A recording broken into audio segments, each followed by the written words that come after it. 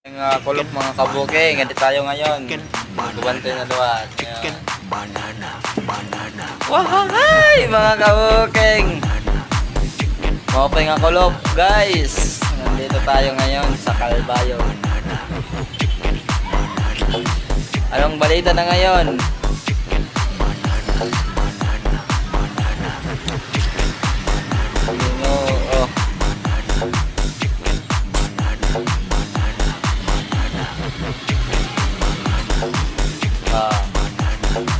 Dito lang yan sa Calbayo, Barito Street, Navarro. Woo! Ito mo ngayon nangangagi ngayon, no? Oh, pay mga kabuking. Woo!